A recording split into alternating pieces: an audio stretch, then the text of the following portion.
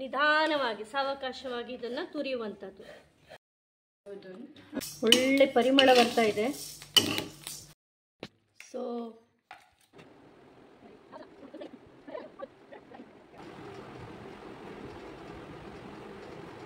ಎಲ್ಲರಿಗೂ ನಮಸ್ಕಾರ, ಸಕಡಾಂಗೆ ನಮಸ್ಕಾರ.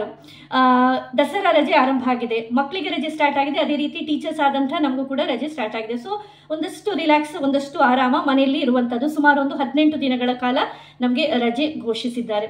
ಸೊ ಈಗ ಈ ಒಂದು ಸಂದರ್ಭದಲ್ಲಿ ಮನೇಲಿ ಇದ್ದೇನೆ, ಏನಾದರೂ ಒಂದು ಸ್ಪೆಷಲ್ ಮಾಡುವ ಅಂತೇಳಿ ಹೇಳಿ ಅತ್ತೆಯವರಲ್ಲಿ ಹೇಳಿದಾಗ ಅತ್ತೆಯವರು ಇಂಡೋರಿಯನ್ನು ಮಾಡುವ ಅಂತೇಳಿ ಹೇಳಿದ್ರು. ಇಂಡೋರಿ ಅಂತೇಳಿ ಹೇಳಿದ್ರೆ ಕುಚ್ಚಲಕ್ಕಿಂದ ಮಾಡುವಂಥ ಒಂದು ಸಿಹಿ ಖಾದ್ಯ.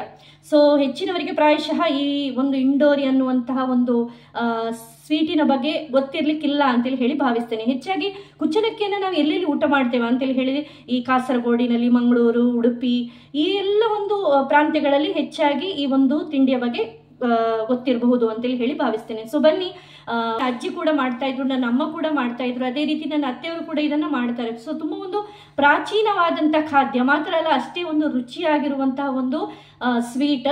ಶಾಸ್ತ್ರೀಯವಾಗಿ ಇದನ್ನ ಸ್ಟೆಪ್ ಬೈ ಸ್ಟೆಪ್ ಮಾಡ್ತಾ ಇದ್ದೇವೆ. ನಿಮಗೂ ಕೂಡ ಯಾವ ರೀತಿ ಮಾಡೋದು ಅಂತೇಳಿ ಹೇಳಿ ತಿಳಿಸ್ತೇವೆ. ಸೊ ತಡ ಮಾಡದೆ ಇದನ್ನ ಆರಂಭಿಸೋಣ ಬನ್ನಿ. ಕುಚ್ಚಲಕ್ಕಿ 2 ಪಾವನ್ನ ನಾವಿಲ್ಲಿ ಯೂಸ್ ಮಾಡಿದ್ದೇವೆ. 2 ಪಾವು ಇದನ್ನ ಫಸ್ಟ್ ಅಲ್ಲಿ ಚೆನ್ನಾಗಿ ಹುರಿದುಕೊಳ್ಳುವಂಥದ್ದು.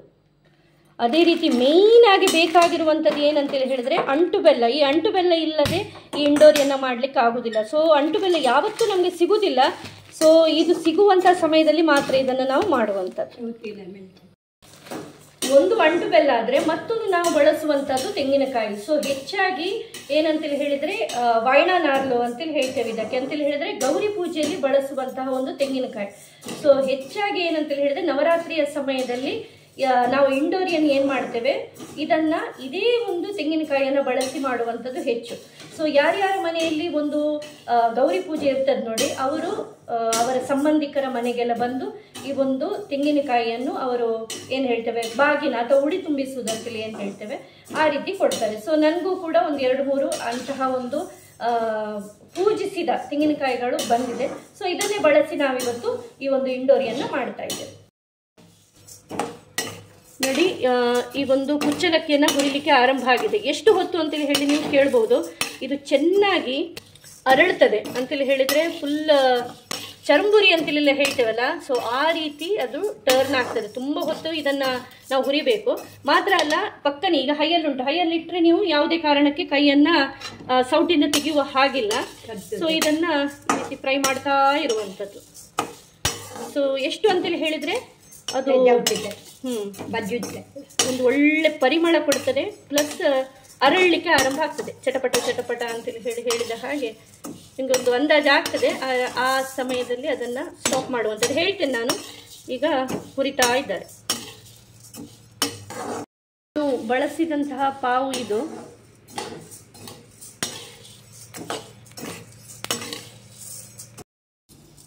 ನೋಡಿ, ನಿಮ್ಗೆ ಕೇಳಿಸ್ತಾ ಇರ್ಬೋದು ಈಗ ಈ ಶಬ್ದ ನೋಡಿ.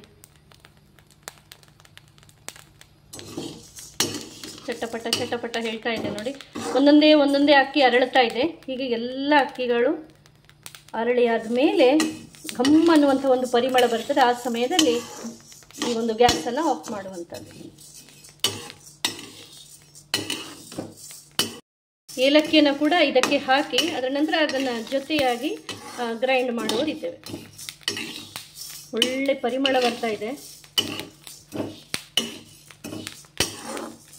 ಸೊ ನಿಮ್ಮ ಹತ್ರ ಟೈಮ್ ಇಲ್ಲ ಅಂತೇಳಿ ಹೇಳಿದರೆ, ಒಂದೇ ದಿನ ಇದಿಷ್ಟನ್ನು ಮಾಡ್ಲಿಕ್ಕೆ ಕಷ್ಟ ಆಗ್ತದೆ ಅಂತೇಳಿ ಹೇಳಿ ಆದರೆ ಫಸ್ಟಿಗೆ ನೀವು ಈ ರೀತಿ ಹುರ್ಕೊಳ್ಬೋದು. ಪ್ರೀವಿಯಸ್ ಡೇ ಹುರ್ಕೊಂಡು ಅದು ತಣ್ಣಗಾದ್ಮೇಲೆ ಅದನ್ನು ಅದನ್ನು ಹುಡಿ ಮಾಡಿ ಡಬ್ಬದಲ್ಲಿ ಹಾಕಿಡ್ಬೋದು. ಮತ್ತು ನೆಕ್ಸ್ಟ್ ಡೇ ಉಳಿದ ಒಂದು ಪ್ರಾಸೆಸ್ಸನ್ನು ಮಾಡ್ಬೋದು. ಈ ರೀತಿಯೂ ಕೂಡ ನಿಮ್ಮ ಸಮಯಕ್ಕೆ ಹೊಂದಿಸಿ ಇದನ್ನು ಮಾಡಿಕೊಳ್ಬೋದು. ಮಧ್ಯಾಹ್ನದ ಊಟಕ್ಕೆ ಗೀ ರೈಸ್, ಅದೇ ರೀತಿ ಮಶ್ರೂಮ್ ಕೂರ್ಮಾ ಆಗ್ತಾ ಇದೆ. ಅದೇ ರೀತಿ ಸೈಮಲ್ಟೇನಿಯಸ್ಲಿ ಮತ್ತೊಂದು ಗ್ಯಾಸಿನಲ್ಲಿ ಇಂಡೋರಿ ಇದರ ತಯಾರಿ ಆಗ್ತಾ ಇದೆ.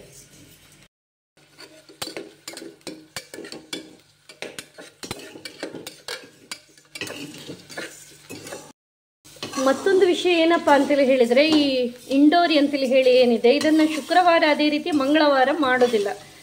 ಅಕ್ಕಿ ಅಂತೇಳಿ ಹೇಳಿದ್ರೆ ನಾವು ಒಂದು ದೇವಿಯ ಪ್ರತೀಕ ಅಂತೇಳಿ ಹೇಳ್ತೇವೆ. ಆದ್ದರಿಂದ ಇದನ್ನು ಹುರಿದು ಮಾಡುವಂಥದ್ದಲ್ಲ. ಆದ್ದರಿಂದ ಯಾವುದೇ ಒಂದು ಅಕ್ಕಿಯ ಖಾದ್ಯವನ್ನು ಶುಕ್ರವಾರ ಮಂಗಳವಾರ ಮಾಡುವಂಥದ್ದು ಮೊದಲಿಂದ ಇಲ್ಲ.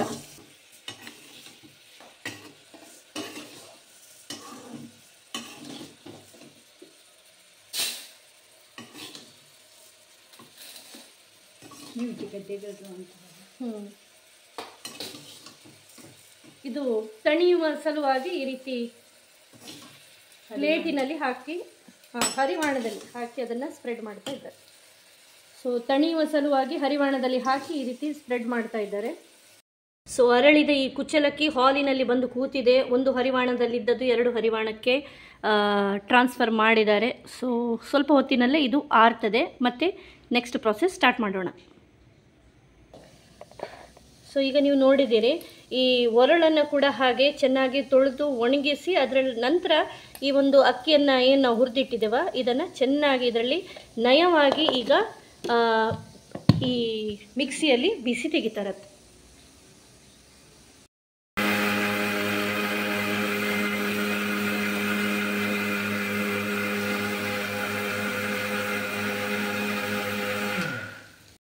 ಸೂಪರಾಗಿ ಚೆನ್ನಾಗಿ ನಯವಾಗಿ ಅತ್ತೆಯವರು ಅರ್ದಿದ್ದಾರೆ ಇದರಲ್ಲಿ. ಸೊ ಒಳ್ಳೆ ಪರಿಮಳ ಕೂಡ ಬರ್ತಾ ಇದೆ. ಸೊ ಈಗ ಇನ್ನು ನೆಕ್ಸ್ಟ್ ಪ್ರಾಸೆಸ್ ಸ್ಟಾರ್ಟ್ ಮಾಡು. ನೋಡಿ 1 ಕಿಲೋ ಇದನ್ನು ತಂದಿದ್ರು ಅವರು ಬೆಲ್ಲವನ್ನು. ಸೊ ಅರ್ಧ ಕಿಲೋದಷ್ಟು ಬೆಲ್ಲ ಇದರಲ್ಲಿ ಇದೆ. ಸೊ 2 ಪಾವಿಗೆ ಅರ್ಧ ಕಿಲೋ ಅಂತೇಳಿ ಹೇಳಿ ನೀವು ಲೆಕ್ಕ ಹಿಡಿಬೋದು. ಮತ್ತೆ ನೀವು ಹೆಚ್ಚು ಕಡಿಮೆ ಮಾಡ್ಕೊಳ್ಬೋದು ಅಂತೇಳಿ ಹೇಳಿದರೆ ಆ ಒಂದು ಹುಡಿ ಎಷ್ಟು ಹಿಡಿತದ ಆ ಪ್ರಕಾರವಾಗಿ ಈಗ ನಾವು ಅರ್ಧ ಕಿಲೋ ಇದರಲ್ಲಿ ಇದೆ. ನೋಡಿ, ಇದಕ್ಕೆ ನಾನು ಮೊದಲೇ ಹೇಳಿದ ಹಾಗೆ ಅಂಟು ಬೆಲ್ಲವೇ ಬೇಕು. ಅಂಟು ಬೆಲ್ಲ ಇಲ್ಲದಿದ್ರೆ ಈ ಒಂದು ಇಂಡೋರಿ ರುಚಿ ಆಗುದಿಲ್ಲ. ಸೊ ಇದನ್ನೇ ಬಳಸುವಂಥದ್ದು. ಸೊ ತೆಂಗಿನಕಾಯಿಯ ನೀರನ್ನು ಪುನಃ ಹಾಳು ಮಾಡುವಂಥದ್ದು ಬೇಡ, ಅದು ಕೂಡ ಒಂದು ರುಚಿಯನ್ನು ಕೊಡ್ತದೆ ಅಂತೇಳಿ ಹೇಳಿ ಇದರಲ್ಲೇ ಒಂದು ತೆಂಗಿನಕಾಯಿಯ ನೀರನ್ನು ಹಾಕಿದ್ದಾರೆ. ನೋಡಿ, ಇದಕ್ಕೆ 1 ತೆಂಗಿನಕಾಯಿ ಫುಲ್ ಬೇಕು. ಇದೆಲ್ಲವನ್ನು ನೀವು ಮುಂದೆ ಕಾವಲಿಯಲ್ಲಿ ಮಾಡ್ಕೊಳ್ಬೋದು. ಈ ಅಕ್ಕಿಯನ್ನು ಹುರಿಯುವಂಥದ್ದರಿಂದ ಹಿಡಿದು ಅದರ ನಂತರ ಈ ಬೆಲ್ಲವನ್ನು ಕಾಯಿಸೋದು ಕೂಡ. ಸೊ ಬೆಲ್ಲ ನಾನು ನಿಮ್ಗೆ ಹೇಳಿದಾಗೆ ಅರ್ಧ ಕಿಲೋ ಇದೆ. ಸೊ ಇದಕ್ಕೆ 1 ಗ್ಲಾಸ್ ನೀರನ್ನು ಹಾಕಿ ಬೆಲ್ಲವನ್ನು ಕರಗಲಿಕ್ಕೆ ಇಟ್ಟಿದ್ದಾರೆ. ಸೊ ಇದು ಎಷ್ಟು ಆಗಬೇಕು ಅಂತೇಳಿ ಹೇಳಿದರೆ ಒಂದು ಉಂಡೆ ಪಾಕ ಅಂತೇಳಿ ಏನು ಹೇಳ್ತೇವೆ, ಸೊ ಸರಿಯಾಗಿ ಅಂಟು ಬರುವ ತನಕ ಇದು ಚೆನ್ನಾಗಿ ಬೆಲ್ಲ ಮತ್ತು ನೀರು ಇದರಲ್ಲಿ ಕಾಯಬೇಕು. ನೆಕ್ಸ್ಟ್ ಇದನ್ನು ತುರಿಯುವಂಥದ್ದು ಕೂಡ ಒಂದು ನೀವು ಅರ್ಜೆಂಟ್ ಉಂಟು ಅಂತೇಳಿ ಹೇಳಿ ರಪರಪ ತುರಿದ್ರೆ ಆಗಲಿಕ್ಕಿಲ್ಲ. ಇದು ಈ ರೀತಿ ಬರಬೇಕು. ಮಲ್ಲಿಗೆ ತುರಿ ಅಂತೇಳಿ ಏನು ಹೇಳ್ತೇವೆ, ಚೆನ್ನಾಗಿ ಸಪೂರಾಗಿ ಈ ರೀತಿ ನಿಧಾನವಾಗಿ ಸಾವಕಾಶವಾಗಿ ಇದನ್ನು ತುರಿಯುವಂಥದ್ದು. ಸೊ ಯಾಕಂತೇಳಿ ಹೇಳಿದರೆ ಇದನ್ನು ಪುನಃ ಗ್ರೈಂಡ್ ಮಾಡಲಿಕ್ಕೆಲ್ಲ ಇಲ್ಲ, ಈ ರೀತಿ ತುರಿಯುವಂಥದ್ದು.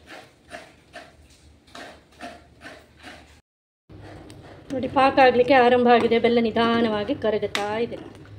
ತುಂಬ ಹೊತ್ತುಂಟಿನ್ನು ಸಹ, ಬೇಗ ಅಂತೂ ಆಗಲಿಕ್ಕಿಲ್ಲ. ಯಾಕಂತ ಹೇಳಿದರೆ ನಾನು ಸಿಮ್ಮಲ್ಲಿ, ಯಾಕಂದರೆ ಆಚೀಚೆ ಹೋಗ್ತಾ ವಿಡಿಯೋ ಮಾಡ್ತಾ ಈ ಪಾಕವನ್ನು ಮಧ್ಯದಲ್ಲಿ ನೋಡ್ತಾ ಇದ್ದೇನೆ.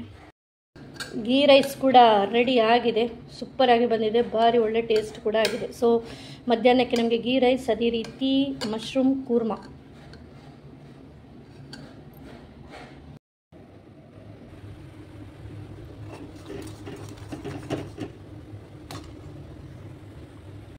ಓಕೆ, ಈ ರೀತಿ ಪಾಕ ಆಗ್ತಾ ಇದೆ. ಇದು ಪಾಕ ಆಗಿದೆ ಇಲ್ವಾ ಅಂತೇಳಿ ಹೇಳಿ ನೋಡಲಿಕ್ಕೆ ಈ ರೀತಿ ಗ್ಲಾಸಿನಲ್ಲಿ ಒಂದು ಸ್ವಲ್ಪ ನೀರನ್ನು ಇಟ್ಟು ಇದರಲ್ಲಿ ಹಾಕ್ತಾರೆ. ಹಾಕಿದ ಹಾಗೆ ಈ ರೀತಿ ಇದು ಸ್ಪ್ರೆಡ್ ಆದರೆ ಆಗಲಿಲ್ಲ ಅಂತೇಳಿ ಹೇಳಿ ಅರ್ಥ. ಅದೇ ಈ ಪಾಕವನ್ನು ಹಾಕುವಾಗ ಒಂದೆಡೆ ಕೆಳಗೆ ಅದು ಅಂಟಿ ನಿಂತರೆ ಆಗಿದೆ ಅಂತೇಳಿ ಹೇಳಿ. ಸೊ ಇದು ಮೊದಲಿನಿಂದ ನಾವೊಂದು ಪಾಕ ಆಗಿದಾ ಇಲ್ವಾ ಅಂತೇಳಿ ಹೇಳಿ ನೋಡೋದಕ್ಕೆ ಉಪಯೋಗಿಸ್ತಾ ಇರುವಂತಹ ಒಂದು ಐಡಿಯಾ, ಅದೇ ರೀತಿ ಬಗೆ.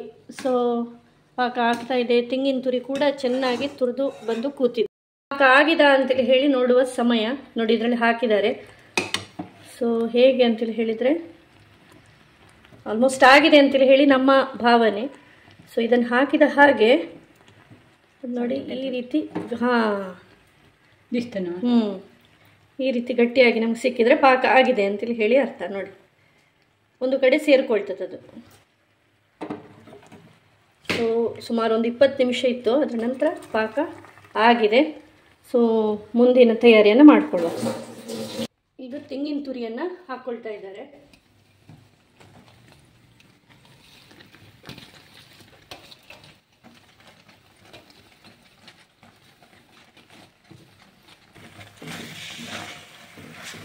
ಇದನ್ನು ಹಾಕಿ ಚೆನ್ನಾಗಿ ಈ ರೀತಿ ಬೆರೆಸ್ಕೊಳ್ಬೇಕು.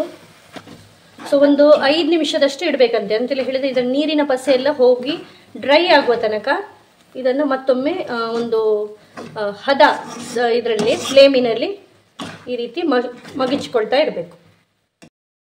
ಸೊ ತೆಂಗಿನ ತುರಿ ಅದೇ ರೀತಿ ಬೆಲ್ಲದ ಪಾಕ ಸುಮಾರು ಗಟ್ಟಿಯಾಗ್ತಾ ಬರುವಾಗ ಅದರಲ್ಲಿ ನಾವು ಆಗ ಹುರಿದಿಟ್ಟುಕೊಂಡಂತಹ ಕುಚ್ಚಲಕ್ಕಿ ಅದೇ ರೀತಿ ಏಲಕ್ಕಿ ಇದರ ಹಿಟ್ಟನ್ನು ಇಲ್ಲಿ ಹಾಕ್ತಾ ಇದ್ದೇವೆ.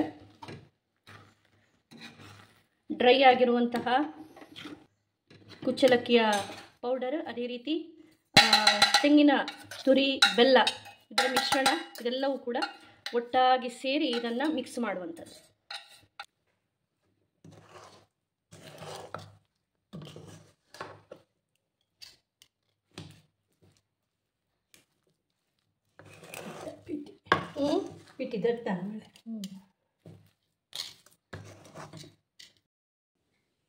ಮಧ್ಯಾಹ್ನದ ಊಟದ ತಯಾರಿಯೂ ಕೂಡ ಆಗಿದೆ. ಈಗ ನಾವು ಹಿಂಡೋರಿ ಮಾಡುವಂಥ ಕೊನೆಯ ಭಾಗದಲ್ಲಿದ್ದೇವೆ. ಈ ಹಿಂಡೋರಿಯ ಒಂದು ಸಿಹಿ ಹಿಟ್ಟೇನಿದೆ ಅದನ್ನು ಈ ರೀತಿ ನೀವು ನೋಡ್ಬೋದು. ಇಡ್ಲಿ ಬೇಯಿಸುವಂತಹ ಪಾತ್ರೆಯಲ್ಲಿ ಇದರಲ್ಲಿ ಚೆನ್ನಾಗಿ ಹಾಕಿ ಅದ್ದಿ ಅದರ ನಂತರ ಅದನ್ನು ಉಲ್ಟಾ ಮಾಡಿ ಈ ರೀತಿ ಪಾತ್ರೆಗೆ ಬಡಿಬೇಕು, ಆಯಿತಾ. ಹಾಗೆ ಮಾಡುವಾಗ ಅದರದ್ದೇ ಒಂದು ಚಂದದ ಅಚ್ಚು ಹೊರಗೆ ಬರ್ತದೆ. ಬಟ್ ನಮಗೆ ಸಿಕ್ಕಿದಂಥ ಈ ಇಡ್ಲಿ ಪಾತ್ರೆಯ ಅಚ್ಚು ಏನಿದೆ ಅದು ಒಂದು ಸ್ವಲ್ಪ ದೊಡ್ಡದಿದೆ. ಇಷ್ಟು ದೊಡ್ಡದಿರ್ತಿಲ್ಲ, ಚಿಕ್ಕ ಚಿಕ್ಕ ಇರ್ತದೆ. ಇದು ಸ್ವಲ್ಪ ದೊಡ್ಡದಾಯಿತು. ಆದರೆ ನಾನು ಇಂಥದ್ದನ್ನು ಒಂದೆರಡು ಆರಾಮ್ಸೆ ತಿಂತೇನೆ. ಬಟ್ ಇದು ಮಾಡುವಂಥದ್ದು ಸ್ವಲ್ಪ ಚಿಕ್ಕದು. ಆದರೆ ನಾನು ನಿಮಗೆ ತೋರಿಸಿದ್ದು ಇದು ಹೀಗೆ ಮಾಡ್ತಾರೆ ಅಂತೇಳಿ ಹೇಳಿ. ಸೊ ಇಡ್ಲಿ ಬೇಯಿಸುವಂಥ ಚಿಕ್ಕ ಚಿಕ್ಕ ಗಿಂದಲಿದ್ದರೆ ಅದರಲ್ಲಿ ಮಾಡಿ. ನಮ್ಮ ಹತ್ರ ಚಿಕ್ಕ ಇರಲಿಲ್ಲ ಅಂತೇಳಿ ಹೇಳಿ ಕಡೆಗೆ ನಾನು ಲಡ್ಡನ್ನು ಮಾಡಿ ಹಾಗೆ ಒಂದು ಒತ್ತಿ ಅದಕ್ಕೆ ಒಂದು ಶೇಪನ್ನು ಕೊಟ್ಟದ್ದು. ಸೊ ಈ ಒಂದು ಸಿಹಿ ತಿಂಡಿ ಹಳೇದಾದರೂ ಕೂಡ ಅದರ ಒಂದು ಟೇಸ್ಟ್ ನವನವೀನ ಆಗಿರ್ತದೆ. ಯಾವತ್ತೂ ಕೂಡ ಎಲ್ಲರಿಗೂ ಕೂಡ ಹಳೆ ಬೇರು ಹೊಸ ಚಿಗುರು ಅಂತೇಳಿ ಹೇಳಿದ ಹಾಗೆ ಮನೆಯಲ್ಲಿರುವಂಥ ಹಿರಿಯರಿಗೆ ಕಿರಿಯರಿಗೆ ಎಲ್ಲರಿಗೂ ಕೂಡ ಇಷ್ಟವಾಗುವಂಥ ಒಂದು ಸಿಹಿ ತಿಂಡಿ ಖಂಡಿತವಾಗಿಯೂ ಪ್ರಯತ್ನಿಸಿ. ನಾನಂತೂ ಬಿಟ್ಟರೆ ಇಡೀ ಬಟ್ಟಲಿನಲ್ಲಿರುವಂಥ ಎಲ್ಲ ಇಂಡೋರಿನ ತಿಂದು ಮುಗಿಸ್ತೇನೆ. ನನಗೆ ಅಷ್ಟು ಇಷ್ಟ ಇದು ಇಂಡೋರಿ. ಸೊ ಇದನ್ನು ಮತ್ತೊಮ್ಮೆ ಇಲ್ಲಿ ನಮಗೆ ಮಾಡಿ ತೋರಿಸಿದಂಥ ನನ್ನ ಅತ್ತೆಯವರಿಗೆ ಧನ್ಯವಾದಗಳನ್ನು ಹೇಳ್ತಾ ನೀವು ಕೂಡ ಖಂಡಿತವಾಗಿ ಟ್ರೈ ಮಾಡಿ ಅಂತೇಳಿ ಹೇಳಿ ನಿಮ್ಮಲ್ಲಿ ಕೇಳ್ಕೊಳ್ತಾ ಇದ್ದೇನೆ. ಧನ್ಯವಾದಗಳು.